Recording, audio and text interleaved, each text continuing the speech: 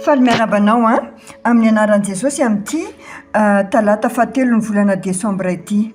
Ny rapsodiny famarinana an'io dia mitondra ny lohahevitra hoe ambarao amin'ny anarany izay tadiavinao.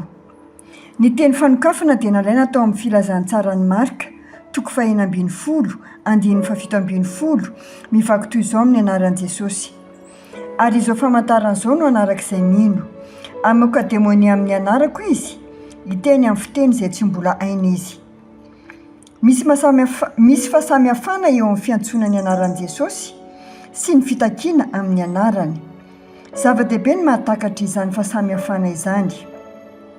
Diny io ny Romanina toko 10:17 izay milaza hoe fa izay rehetra miantso ny anaran'ny Tompo no hovonjena. Ny mpanota dia afaka miantso ny anarany ho famonjena, fa ny kristianina kosa dia mampiasa ny anarany, manjaka amin'ny anarany isika. Ny fampiasana ny anarany dia tsy hoe miantso azy toy ny hoe mbola mpanota mitady famonjena. Ankehitriny, rehefa nateraka indray ianao dia isan'ny ankonan'Andriamanitra. Ny anaran'i Jesosy dia nomenanao ankehitriny ary nomenanao ho fiainana. Tsy mila miantso azy intsony ianao na amin'inona na amin'inona, fa mampiasa ny anarany amin'ny fahefana. Mampiasa ny anarany amin'ny fahefana ianao amorona zavatra na ampitranga ny fiovana tianao.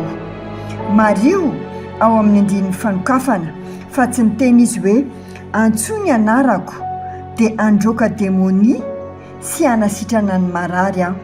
Tsia, fa kosa ampiasa ny anarany ianao androaka demonia, hanasitrana ny marary, hanadio ny boka ary hanangana ny maty. Fitaovana ny anarany, ka noho izany ampiasao izany. Hoy izy ao amin'ny Jaonina toko 4:17 sy ny 4:18. Ary na inona no angatahinareo amin'ny anarako dia ataoko izany. Raha mangataka zavatra amin'ny anarako ianareo dia ataoko izany. Fanambarana feno fahasahiana tokoa izany. Midika izany fa afaka mangataka na inona amin'ny anarany ianao dia ho tanteraka izany.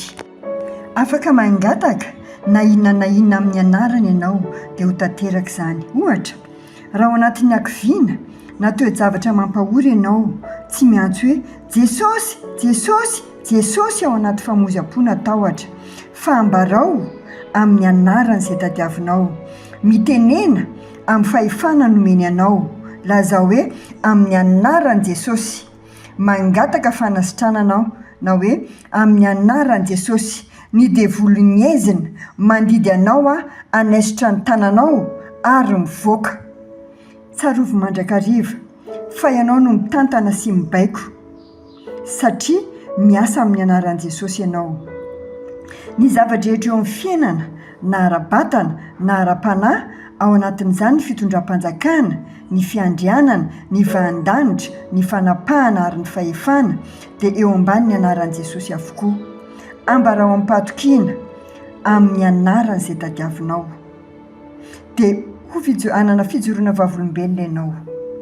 Voninahitra anie ho an'Andriamanitra. Misy vavaka izay hanasako anao izao manaraka izao. Ray malalo, misaotra noho ny hery sy fahefana nomenao ampiasa ny anaran'i Jesosy. Mandeha amin'izany fahefana izany aho ary manjaka ambony ny toe-javatra rehetra, manonona fanasitranana, fiadanana ary fanambinana amin'ny anaran'i Jesosy. Ary misaotra anao noho ny fahatokiana sy ny antoka azo amin'ny fampiasana ny anaran'i Jesosy, izay mampisy fiovana sy mahatanteraka ny sitraponao. Amen. Dia mirary tontolo andro mahafinaritra ho anao tompoko, samy hitahin'Andriamanitra isika rehetra.